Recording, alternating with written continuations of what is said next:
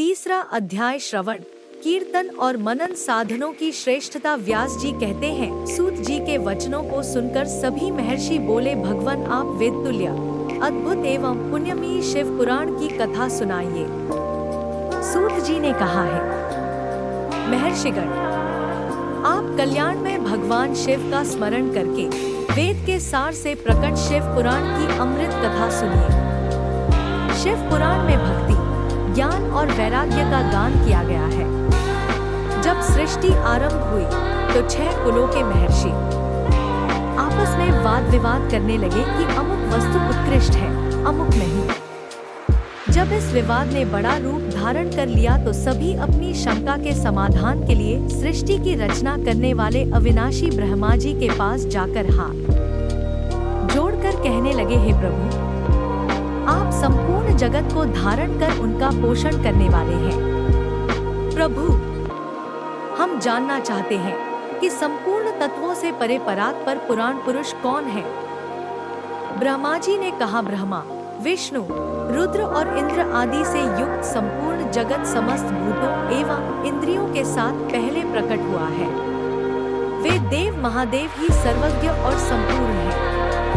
भक्ति से ही इनका साक्षात्कार होता है, दूसरे किसी उपाय से इनका दर्शन नहीं होता। भगवान शिव में अटूट भक्ति मनुष्य को संसार बंधन से मुक्ति दिलाती है। भक्ति से उन्हें देवता का कृपा प्रसाद प्राप्त होता है।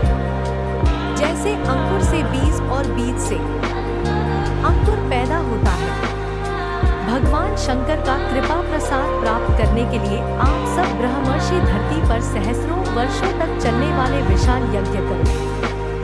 यज्ञपति भगवान शिव की कृपा से ही विद्या के सारतत्व साध्य साधन का ज्ञान प्राप्त होता है।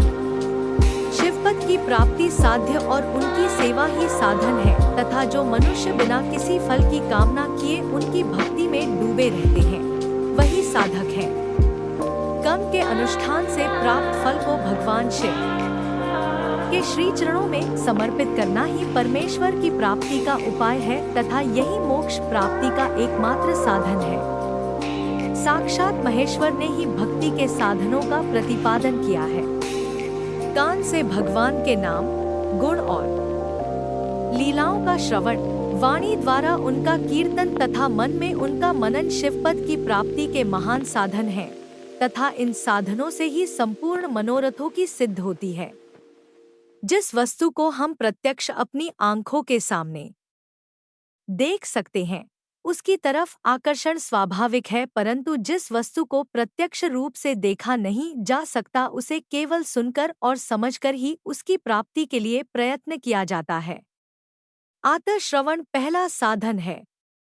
श्रवण द्वारा ही गुरु मुख से तत्व को सुनकर श्रेष्ठ बुद्धि वाला विद्वान अन्य साधन कीर्तन और मनन की शक्ति व सिद्धि प्राप्त करने का यत्न करता है। मनन के बाद इस साधन की साधना करते रहने से धीरे धीरे भगवान शिव का संयोग प्राप्त होता है और लौकिक आनंद की प्राप्ति होती है। भगवान शिव की पूजा, उनके नामों का जाप तथा उनके रूप, गुण, विलास के हृदय में निरंतर चिंतन को ही मनन कहा जाता है। महेश्वर की कृपा दृष्टि से उपलब्ध इस साधन को ही प्रमुख साधन कहा जाता है।